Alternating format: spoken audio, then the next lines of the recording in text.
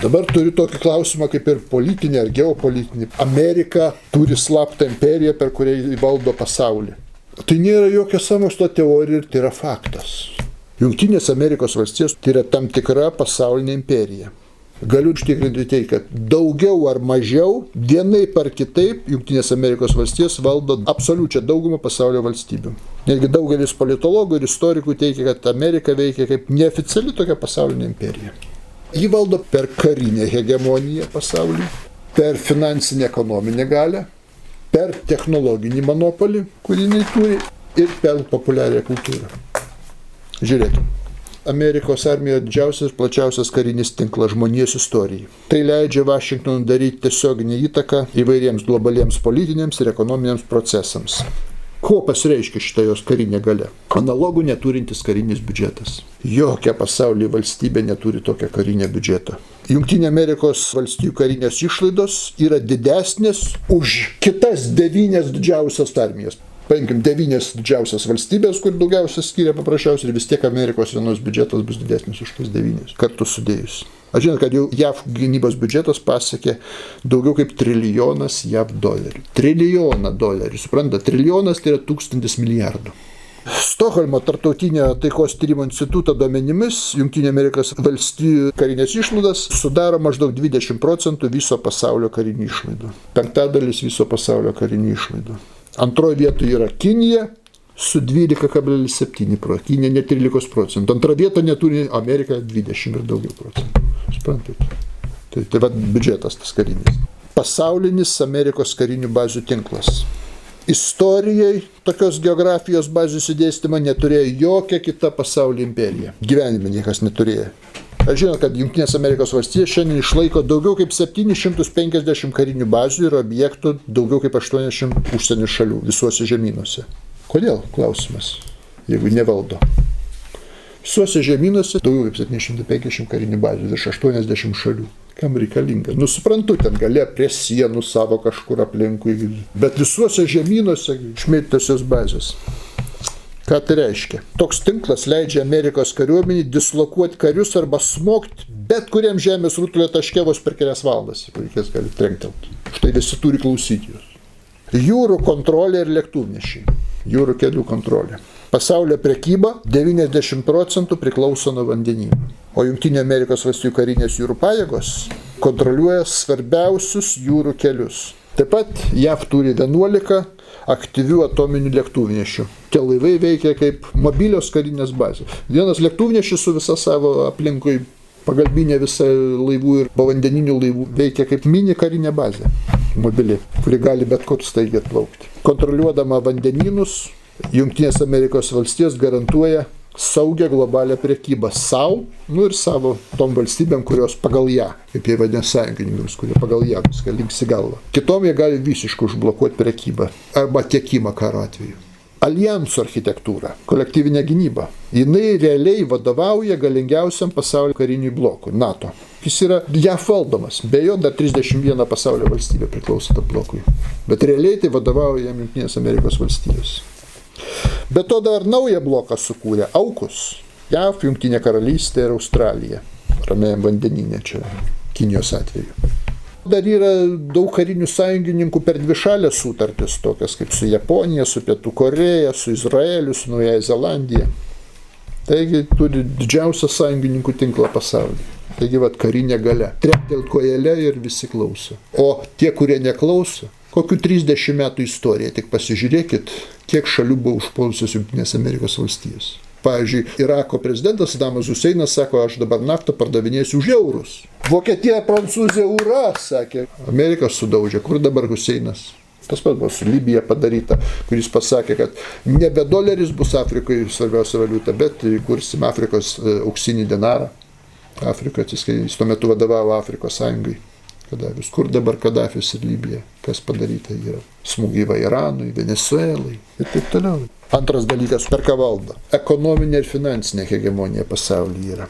Aš žinau, kad Amerika turi lemiamą įtaką tokios organizacijos kaip Pasaulio bankas ir Tarptautinis valiutos fondas. Trumpai papasakosiu, kuo įtakingos tos organizacijos. Kas čia per tos organizacijas? Kada valstybė atsiduria prie bankroto ribos, pavyzdžiui, trūksta valiutos rezervų importui arba nuvertėja nacionalinė valiuta, Tarptautinis valiutos fondas yra vienintelė institucija galinti suteikti skubes milijardinės paskolas.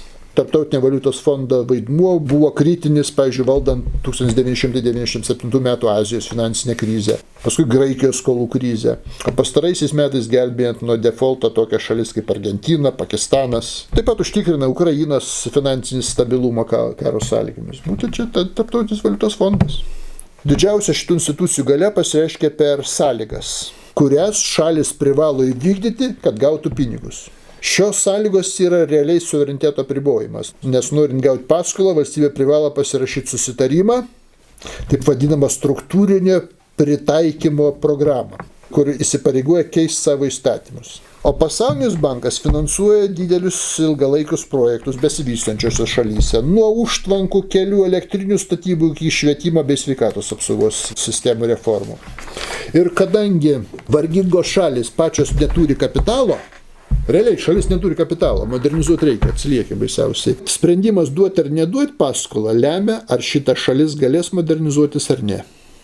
O tai suteikia galę spręsti bankui, kokią kryptimi vystysis ištisi regionai, ištisi žemynai, pavyzdžiui, Afrika, Lotynų Amerika. O jeigu Tarptautinis valiutos fondas patvirtins, kad šalis vykdo jo reikalavimus, tai veikia kaip žalia šviesa pasaulyje privatiems investuotojams ir kitiems bankams, kad į tą šalį vėl saugu investuoti. Jeigu Tarptautinis valiutos fondas tą šalį įvertina neigiamai arba nutraukia programą, valstybė akimirksniu praranda priėjimą prie tarptautinių finansų rinkų, nes privatus bankai atsisako įskolinti. Tai tragedija būna paprasčiausiai. Pagal Tarptautinio valiutos fondo nustatytas nuostatus fondo ekspertai kasmet tikrina ir vertina beveik visų pasaulio šalių, įskaitant beje ir Lietuvą, ekonominę sveikatą, taip vadinamą. Ir jų teikiamos rekomendacijos dėl mokesčių, pensijų amžiaus ar darbo rinkos reguliavimo turi didžiulį politinį svorį. Vietos vyriausybės dažnai jas naudoja kaip nepopuliarių reformų pateisinimą. Netgi daugelis kritikų Tarptautinio valiutos fondą kaltina, kad jie veikia kaip ekonominė neokolonializmo įrankiai. Ir va šitoms abiem pasauliniam organizacijom Jungtinės Amerikos valstijos turi lemiamą įtaką. Dėl 4 priežasčių. Kodėl JAV valdo šitas įtakas? Pirma, pavyzdžiui, priešingai nei Jungtinių tautų generalinėje asamblėjai, kur galioja taisyklė viena šalis, vienas balsas, šitose institucijose balsų svoris priklauso nuo šalies įnešto kapitalo. Ir JAV kontroliuoja apie 16% balsų pasaulio banke ir apie 16,5% balsų Tarptautiniam valiutos fonde. O svarbiausiams strateginiams sprendimams priimti reikalinga 85% kvalifikuota balsų dauguma. O kadangi JAV balsų dalis viršija 15%, jokia esminė reforma negali būti patvirtinta be JAV pritarimo. Taigi suteikia Vašingtonui de facto vienašališką veto teisę. Tos organizacijos, kurios praktiškai reguliuoja pasaulį ekonomiškai valdo, jas valdo JAV. Antra, abi institucijas, tiek Tarptautinis valiutos fondas, tiek Pasaulinis bankas buvo įkurtos 1904 metais Bretton Woodso konferencijai, kuriai vadovavo Jungtinės Amerikos valstijos. Ir JAV po šią dieną išlieka didžiausia finansinė rėmėja ir kapitalo įnešėja į tas organizacijas. Abiejų organizacijų finansiniai pajėgumai priklauso nuo JAV dolerio stabilumo. Todėl šitų abiejų organizacijų vadovybė, priimdama sprendimus, stipriai atsižvelgia Jungtinių Amerikos valstijų poziciją. Trečia. Džentelmeniškai susitarta dėl vadovų, kas vadovaus tom organizacijom. Nuo pat įkūrimo galioja neoficiali, įstatymų niekam netvirtina, bet griežtai užlaikoma taisyklė tarp Europos ir JAV. Pasaulinio banko prezidentų visuomet skiriamas Jungtinių Amerikos valstijų pilietis. Paprastai jį nominuoja JAV prezidentas, o Tarptautinio valiutos fondų visada skiriamas europietis. Kristina Lagarde paskiria, taip, europiečiai, Europos Sąjunga. Tačiau Tarptautinio valiutos fondo pirmas pavaduotojas, vyriausias pavaduotojas, tradiciškai visada turi būti amerikietis. Jis niekaip neįtvirtintas šitas įstatymas yra, bet visada jo laikomasi po šią dieną nuo 1944 metų, nuo Bretton Woodso. Abiejų organizacijų būstinės yra Vašingtone, tiek Pasaulinio banko, tiek Tarptautinio valiutos fondo. Vos už kelių kilometrų nuo JAV iždo departamento ir Baltųjų rūmų. O tai užtikrina nuolatinį JAV pareigūnų ir kongresmenų kontaktą su fondų valdytojais ir galima daryti jiem įtaką, susitarti ir taip toliau. Toliau, dar vienas momentas, kaip Amerika valdo pasaulį – sankcijų galia. JAV kontroliuoja SWIFT sistemą ir pasaulinę bankininkystę. Niekam nepaslaptis. Todėl gali vienašališkai atskirti jai nepaklūstančias valstybės nuo globalios ekonomikos ir padaryti didžiulę problemą. Turi klausyti jos, kaip pasakė. Dar vienas momentas ekonomikai – dolerio statusas. Va čia turbūt geriausiai žinomas. Žinot, kad JAV doleris yra pagrindinė pasaulio rezervinė valiuta. Ir štai leidžia Jungtinėms Amerikos valstijoms kontroliuoti prekybą ir finansų srautus. Kadangi dauguma tarptautinių sandorių vyksta per JAV kontroliuojamą bankų sistemą, JAV gali veiksmingai atkirsti nepageidaujamas šalis ar įmonės ar asmenys nuo pasaulinės finansų sistemos. Ir Jungtinių Amerikos valstijų vienašališkai įvestas sankcijas iš karto jos turi poveikį visam pasauliui. Nes užsienio bankai bijo prarasti prieigą prie dolerių rinkos ir visi klauso tų sankcijų. Be to užsienio centriniai bankai ir investuotojai privalo laikyti dolerių atsargas, todėl jie masiškai perka JAV iždo obligacijas. Žodžiu, Amerika valdo. Toliau, technologinė pasaulio kontrolė. Dar vienas aspektas paimkim. Skaitmeninių platformų ir paslaugų monopolija kieno rankose. Didžioji dalis vakarų pasaulio naudojasi programinė įranga, operacinių sistemų, socialinių tinklų, o juk tai yra JAV korporacijų sukurta. Toliau, pasaulinius duomenų srautus ir saugojimą. Amazon Web Services ir Microsoft, Google Cloud ir panašiai. Google monopolizuoja informacijos prieinamumą, o Meta, Facebookas, Instagramą, WhatsAppas formuoja globalią viešą nuomonę ir komunikaciją. Dirbtinio intelekto revoliucijos lyderystė. JAV šiuo metu diktuoja dirbtinio intelekto vystymosi sąlygas. Jungtinių Amerikos valstijų privačios investicijos, pavyzdžiui, 24 metais siekia apie 109 milijardus dolerių. Antroje vietoje Kinija tik su 9 milijardais dolerių. C. Puslaidininkių ir gamybos grandinių kontrolė. Nors patys procesoriai ir mikroschemos dažnai fiziškai gaminami Taivane, JAV išlaiko kritinę šios grandinės kontrolę. Intelektualinė nuosavybė, pažangiausių lustų Nvidia, Intel, AMD, Apple suprojektuota Jungtinės Amerikos valstijose. Toliau, per eksporto ribojimus, Jungtinės Amerikos valstijos naudoja teisinius svertus, kad uždraustų pažangios įrangos ir lustų pardavimą geopolitiniams konkurentams, pavyzdžiui, kokiai nors Kinijai. Ir bet kur įmonė pasaulyje, naudojanti JAV patentus ar technologijas, privalo paklūsti Vašingtono sankcijoms. Ir D. Silicio slėnio rizikos kapitalo fondai. Ir JAV vertybinių popierių biržas Nasdaq, NYSE pritraukia talentingiausius protus ir inovatyviausius startuolius iš viso pasaulio. Jei užsienio talentas sukuria proveržio technologiją, dažniausiai jinai būna nuperkama korporacijų arba perkeliama į JAV jurisdikciją dėl geresnio finansavimo. Ir E. Jungtinių Amerikos valstijų įstatymai dažnai veikia už jos fizinių sienų ribų. Pavyzdžiui, pagal Cloud Act aktą gali pareikalauti prieigos prie duomenų, kuriuos Amerikos įmonės saugo serveriuose visam pasaulyje. Taip pat Amerikos kontroliuojama globali finansinė tarpbankinio atsiskaitimo sistema leidžia atkirsti nepageidaujamas technologinės įmonės nuo pasaulinio tinklo. Žodžiu, dominuoja. Ir ketvirtas, per kultūrinę hegemoniją pasaulyje. Amerikos valstybės kalba. Anglų.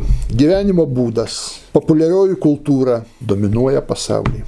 Ir ką daro? Formuoja globalios visuomenės skonį ir mąstymą.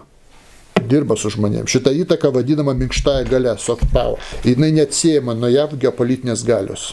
Ji pasiekia įtaką ne karinė jėga, patrauklumų ir prieinamumų plačioms pasaulio masėms. O dabar išvardinsiu pagrindinius ramsčius, kuriais remiasi Amerikos kultūrinis dominavimas pasaulyje. Pirma, Holivudas ir pramogų industrijos monopolis. Amerikos kino, muzikos, televizijos industrija dešimtmečiais diktuoja pasaulinius standartus. Holivudo filmai, serialai sudaro didžiąją dalį pasaulio kino teatrų ir transliacijų platformų turinį. Jie ne tik linksmina, bet ir transliuoja amerikietiškas vertybės, taip vadinamas amerikietišką požiūrį, ir formuoja simpatijas Jungtinėm Amerikos valstijoms. Srautinės transliacijos, streamingai, tokios kaip platformos kaip Netflixas, Disney+, HBO Max, tapo pagrindiniais kultūros platintojais visame pasaulyje.